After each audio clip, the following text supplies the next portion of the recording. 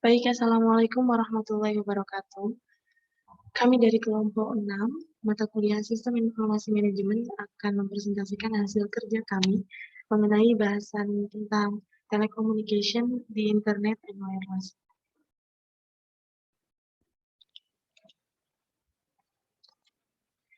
Berikut nama-nama anggota kelompok kami. Yang pertama ada saya sendiri, Putri Fajra Putriyanti, NIM 2019-390. Kemudian Kenda Ratama Putra Dharma, NIM 2019-398. Kemudian ada Amanda, NIM 2019-413.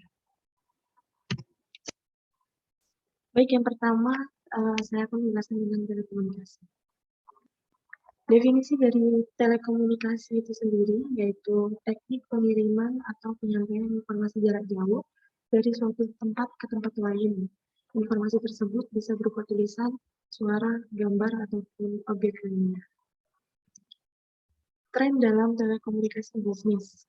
Ada 3 yaitu tren industri, tren teknologi, tren aplikasi.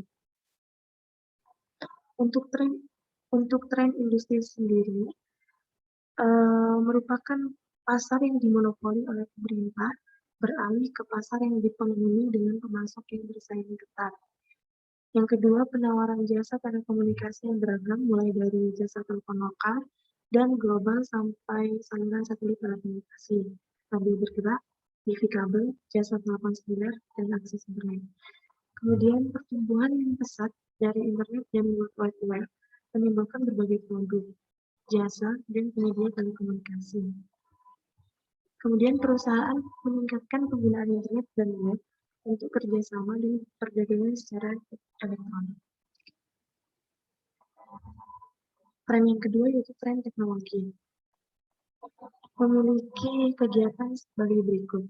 Yang pertama, perubahan yang cepat dari teknologi analog ke teknologi digital yang mengakibatkan 1. Kecepatan transmisi yang secara signifikan lebih besar. 2. Pergerakan informasi dalam jumlah yang lebih besar. 3. Ekonomi yang lebih besar. Dan 4. Tingkat kesalahan yang lebih rendah dari teknologi analog. Kemudian, ada perubahan dari ketergantungan pada media berbasis kawat tembaga dan sistem penerimaan gelombang pendek berbasis tanah ke jalur serat optik dan seluler, PCS, satelit komunikasi, dan teknologi nirkabel lainnya. Tren yang ketiga yaitu tren aplikasi.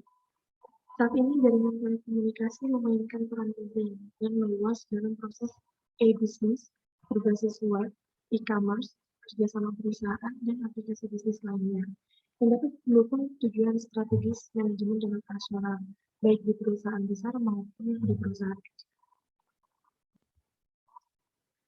Berikut adalah spektrum jasa berbasis telekomunikasi.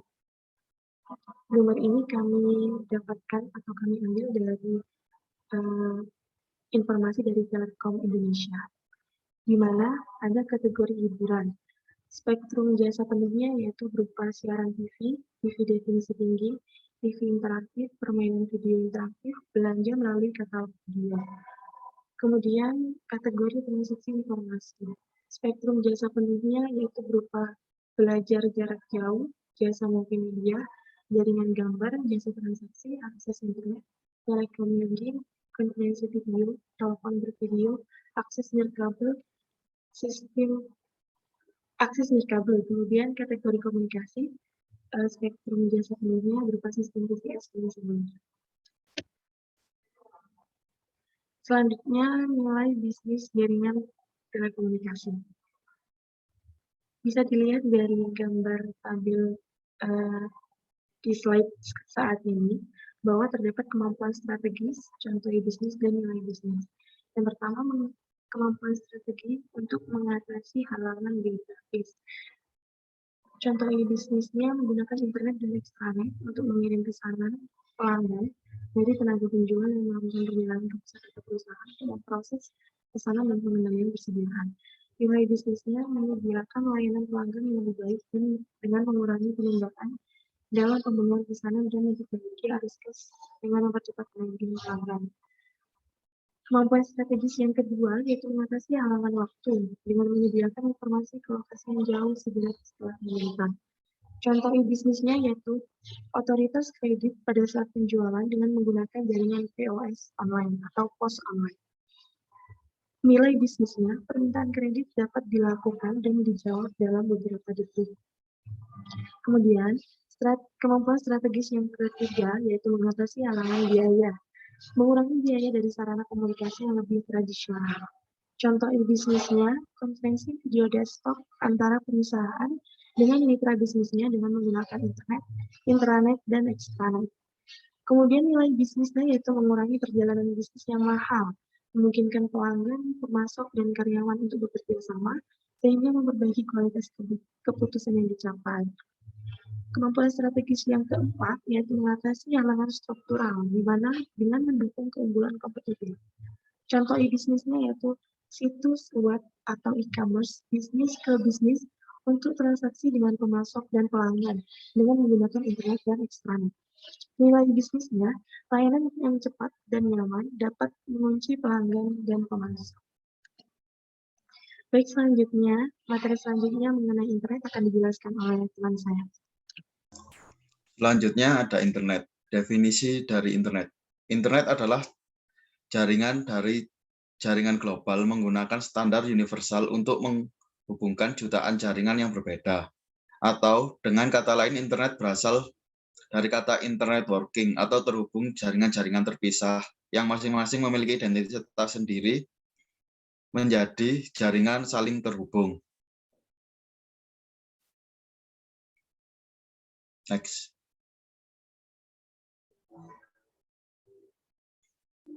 Kemudian revolusi internet. Yang pertama, internet hanya dipakai oleh Departemen Pertahanan AS. Kemudian berkembang menuju global, yaitu seperti masa sekarang. Pada saat ini, internet bukan milik siapa-siapa, yang artinya siapapun bisa menggunakan internet kapanpun dan dimanapun. Kemudian, setelah itu banyak bermunculan kelompok-kelompok untuk mengatur standarisasi dan penggunaan internet. Jenis-jenis aplikasi internet yang dapat dilihat di gambar, ada surfing, email, chat, publikasi, e-commerce, dan download.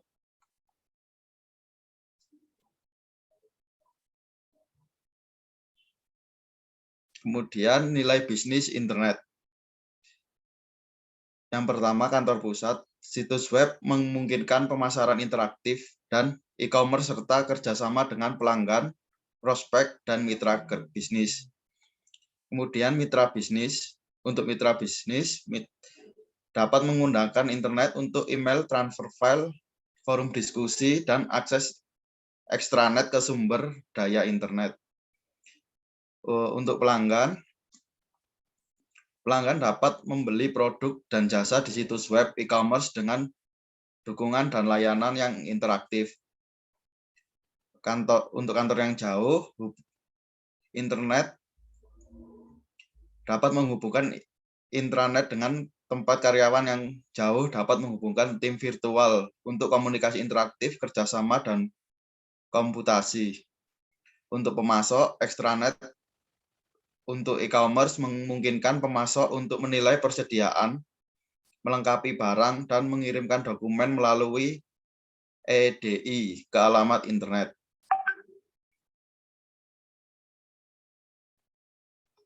Selanjutnya, nilai bisnis internet. Perusahaan membangun situs web, e-business, dan e-commerce untuk mencapai 6 nilai bisnis utama. Yang pertama, menghasilkan pendapatan baru dari penjualan online. Yang kedua, mengurangi biaya transaksi melalui penjualan online dan dukungan pelanggan. Yang ketiga, menarik pelanggan baru melalui iklan dan pemasaran web serta penjualan online. Kemudian meningkatkan loyalitas pelanggan saat ini melalui perbaikan, dukungan, dan layanan pelanggan web. Kemudian mengembangkan pasar baru berbasis web dan saluran distribusi untuk produk yang ada saat ini. Dan yang terakhir, mengembangkan produk baru berbasis informasi yang dapat diakses di dalam web. Selanjutnya ada intranet. Intranet adalah jaringan dalam organisasi yang menggunakan teknologi internet seperti browser, web, protokol jaringan, TCP atau IP, dokumen HTML, untuk menyediakan lingkungan yang mirip dengan internet di dalam perusahaan. Intranet dapat diakses melalui internet pelanggan, pemasok, dan mitra bisnis lainnya melalui hubungan ekstranet. Nilai bisnis intranet dapat dilihat di dalam gambar bahwa intranet portal informasi perusahaan, di dalamnya ada kegiatan berkomunikasi dan bekerja sama dengan menggunakan email, forum diskusi, chat, dan konferensi. Kemudian manajemen dan operasional bisnis dapat akses aman dan universal untuk melihat dan menggunakan data eksternal dan korporat. Kemudian di dalamnya juga ada publikasi web, menulis dan mempublikasikan, dan saling berbagi dokumen hipermedia. Kemudian untuk manajemen portal intranet dapat berhubungan dengan klien, server, keamanan, direktori, dan jalur yang diatur secara terpusat. Nah, semua ini dapat diakses oleh setiap orang di internet dan pelanggan, pemasok, atau mitra kerja yang berhubungan dengan perusahaan dengan aman. Baik, saya akan mencoba menjelaskan sedikit untuk mempermudah. Jadi, intranet di sini adalah jaringan untuk internal perusahaan. Jadi, di situ bisa dilihat ada firewall. Nah, firewall sendiri memisah atau memberi jarak antara intranet portal informasi perusahaan dengan internet yang bisa diakses semua orang dan extranet yang bisa diakses oleh pelanggan, pemasok, dan mitra kerja. Nah, untuk kegiatan-kegiatan yang sudah dijelaskan Mas Ken tadi, aksesnya sudah dijamin aman karena diakses dengan intranet portal perusahaan sendiri. Nah, untuk webnya, untuk alamat IP-nya semua juga sudah disediakan oleh perusahaan sendiri. Jadi tidak bisa semua orang melihat, ibaratnya melihat informasi-informasi yang bersifat rahasia seperti itu. Bisa dilanjutkan, Mas. Baik, Mbak Putri. Yang selanjutnya ada extranet. Extranet adalah jaringan pribadi yang menggunakan protokol internet dan sistem telekomunikasi publik untuk membagi sebagian informasi bisnis atau operasi secara aman kepada penyalur, penjual, mitra, pelanggan, dan lain-lain. Extranet memberikan kemudahan dalam membagikan sumber daya informasi dari intranet suatu perusahaan ke intranet perusahaan cabang atau jaringan publik yang mana memiliki geografi lokasi yang cukup berjauhan dengan melalui jalur publik atau internet dengan keamanan yang tinggi. Selanjutnya ada nilai bisnis extranet. Yang pertama, dengan adanya browser web, extranet membuat pelanggan dan pemasok mengakses sumber daya intranet lebih mudah dan cepat. Kemudian membangun dan memperkuat hubungan strategis dengan mitra bisnis. Yang selanjutnya, memfasilitasi pengembangan produk, pemasaran, dan proses secara interaktif dan online. Selanjutnya akan dijelaskan oleh teman saya. Untuk yang selanjutnya yaitu wireless. Definisi dari wireless adalah jaringan yang menghubungkan telekomunikasi perangkat satu dengan yang lainnya tanpa menggunakan media kabel sebagai media penghantarnya.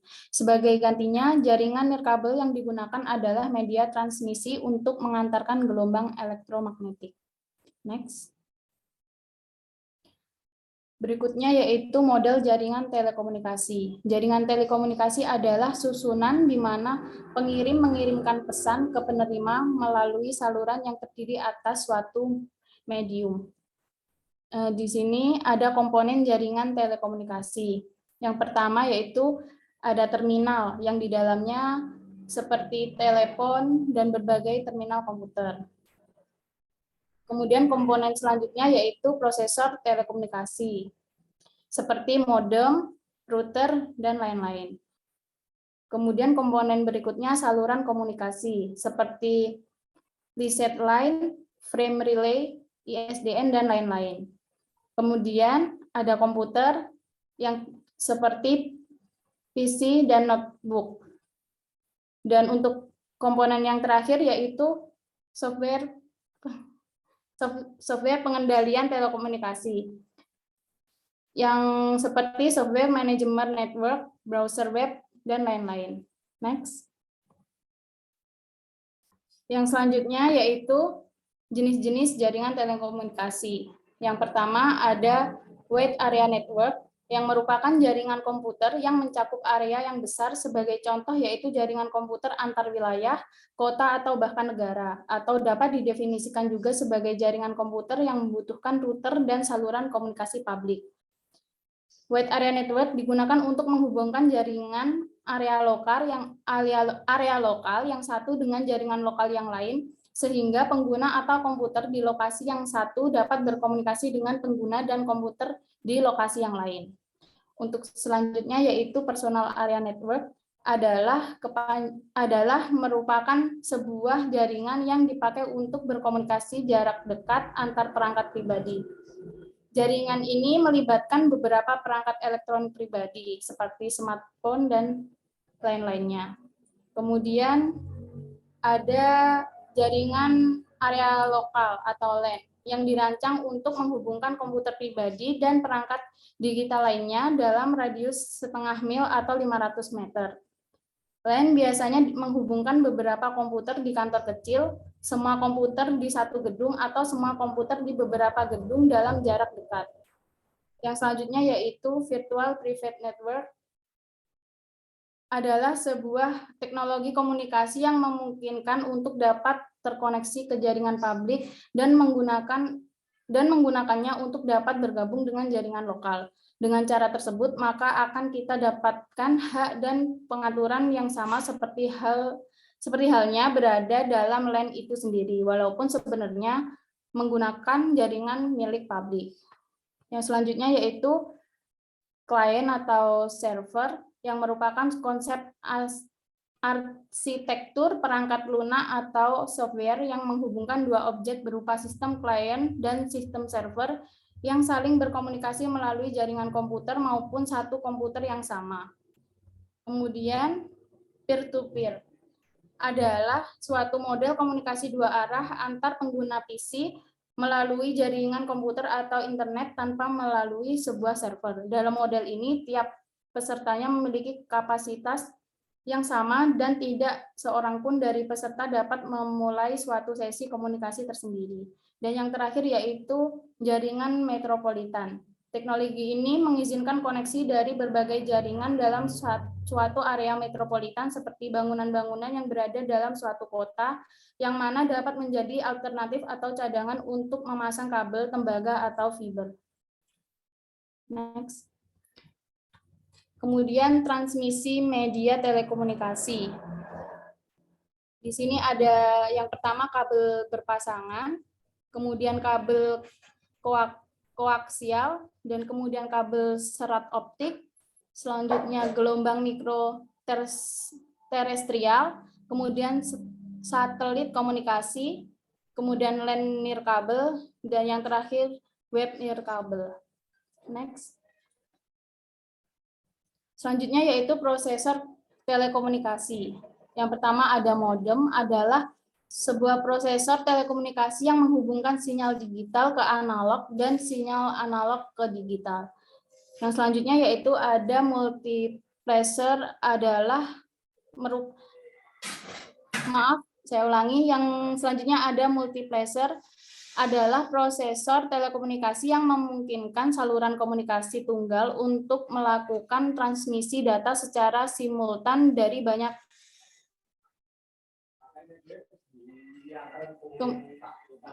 banyak terminal. Next.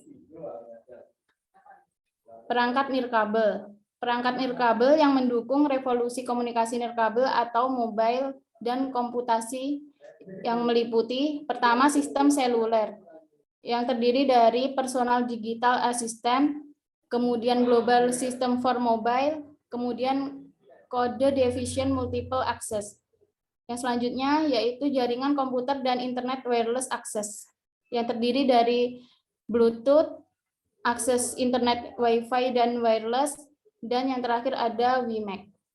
Yang selanjutnya AirFight dan wireless sensor jaringan yang terdapat seperti radio frequency identification dan wireless sensor network.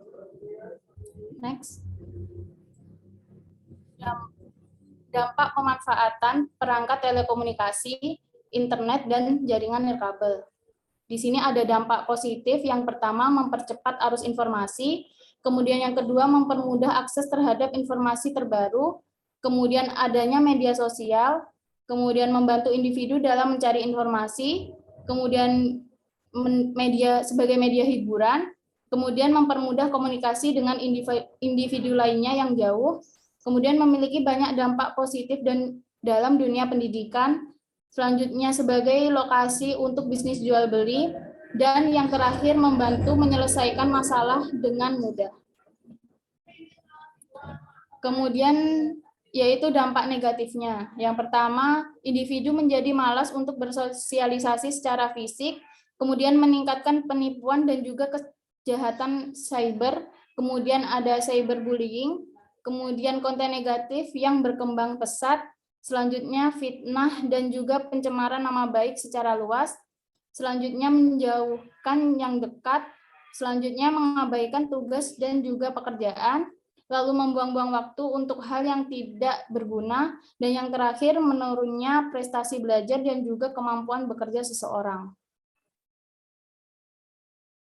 Sekian presentasi dari kelompok kami. Jika ada kurangnya mohon maaf. Wassalamualaikum warahmatullahi wabarakatuh.